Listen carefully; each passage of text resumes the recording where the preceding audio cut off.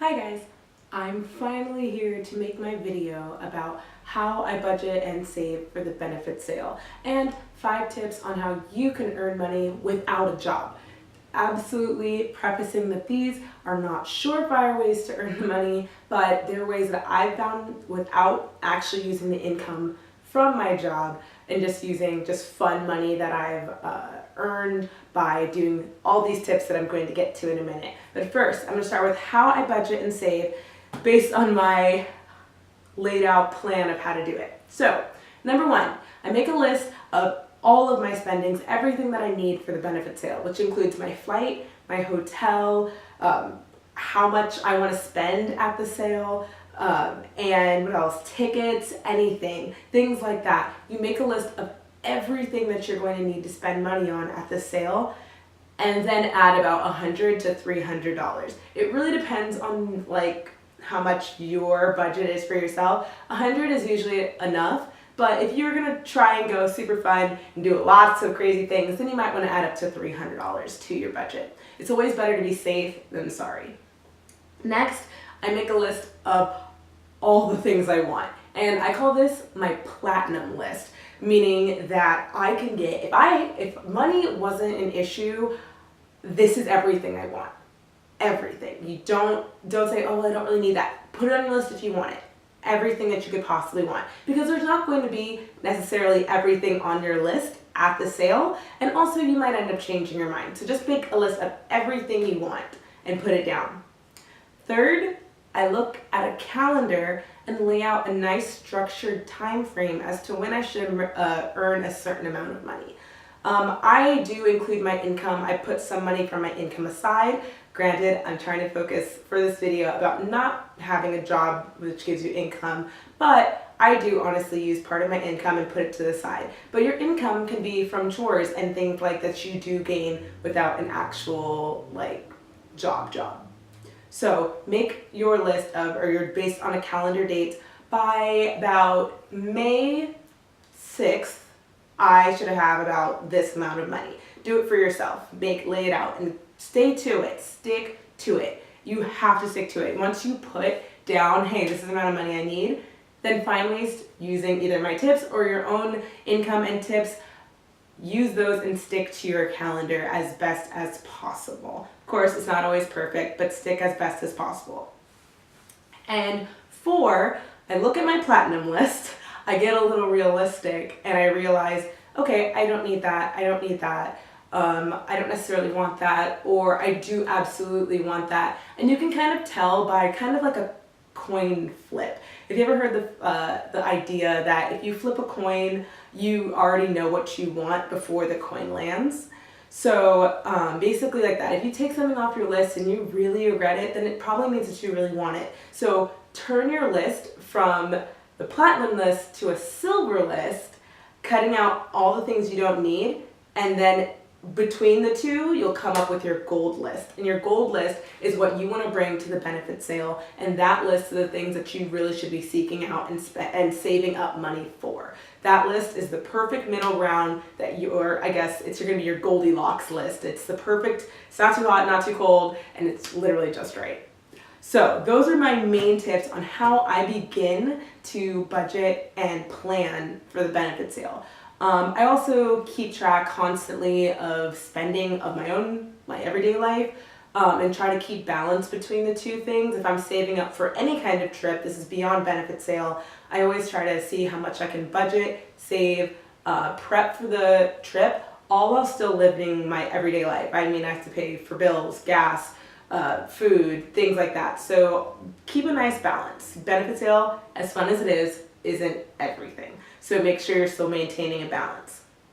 So that's how I do it. That's how I budget for benefit sale. Now let's get to the 5 tips as to how you can save money for benefit sale without a real adult job. All right.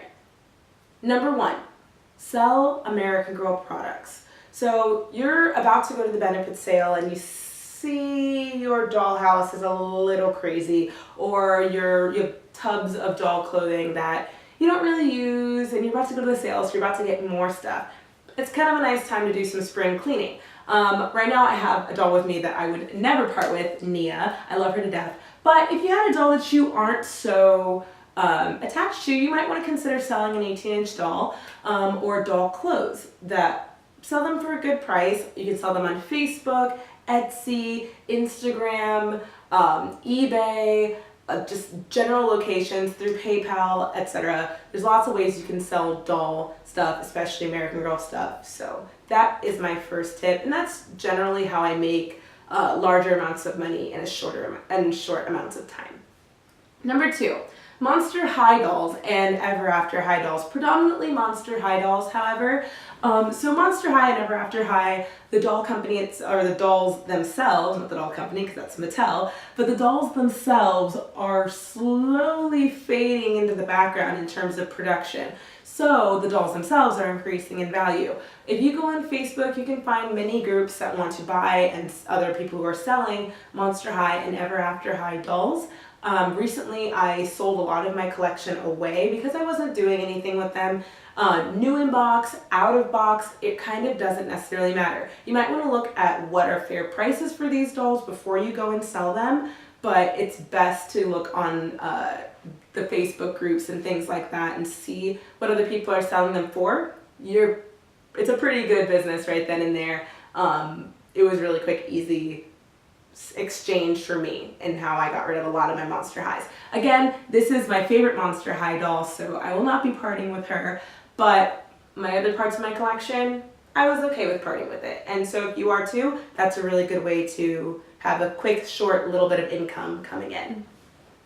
Another really great way is kind of consignment shops, but better yet, the one I've used the most isn't exactly a consignment shop. It's called Once Upon a Child, which I think is a very strange name for a store, but this store, you bring old baby clothes, baby furniture, kids' toys, kids' clothes, things like that, shoes, books, DVDs, lots of kids stuff, basically.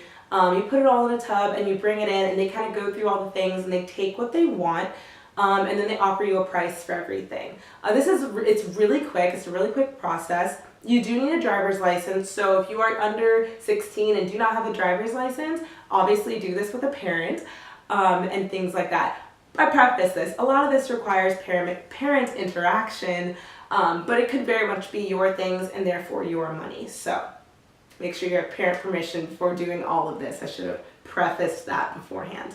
But regardless, yes, Once Upon a Child has been a very successful way for me to get rid of old kids' clothes, old kids' toys, things like that. So I highly recommend them. There are other places that do things like that. Even things like Plato's Closet do things like that for like my size clothing. But yeah, so look into those kind of things. Next, the one that I can't guarantee and the one that's the age-old, do chores around your house. So literally chores. It's pretty straightforward. I know a lot of parents don't always give money to kids for chores, for things they should be doing around the house, but if your parents do, awesome. Save it. And number 5, and my personal favorite, is to start a coin box putting about 75 cents away. If you put about 75 cents away every single day until benefit sale, you'll be able to afford 2 dolls. And that's really, really great. 75 cents, that's all. So what I do is I put mine in this box, but what I think is also a really fun thing to help encourage you and get you a little excited is to create a little fun, decorate a box, make it exciting for yourself, put benefit sale on it and put it in a really obvious place for you, and then start storing away 75 cents a day. And returning back to number 4 with the chores, if you say, hey mom, I'll clean the dishes for you for 75 cents because hey, you don't really know where you're gonna get that 75 cents for the day, just be like, yeah, I'll wash the dishes for 75 cents. Your parents are probably just going to give you a whole dollar. So it's kind of an easy way to, like 75 cents is nothing in that way of speaking. So I think that's just a really good way to kind of dip into number 4. Say, hey, I need 75 cents. I will vacuum the house. And 75 cents, sure, here, have a dollar.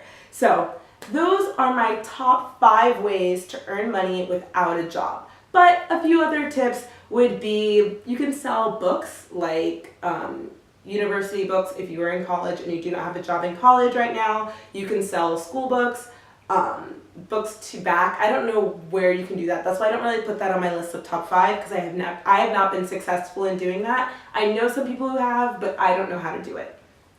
And a second way, which I have not done successfully, is collecting bottles and exchanging them at recycling locations. So again, I haven't done that. I recycle, but I generally don't make money off of it. So I do know that is one way you could do it. So not all states have that, but if your state does give, some even give up to a dime per bottle. So if you're getting a dime per bottle, start saving those bottles. So that really could help you too. So that is my top tips, as well as how I budget for benefit sale. I really hope I get to see a lot of you guys at benefit sale this year, and happy saving!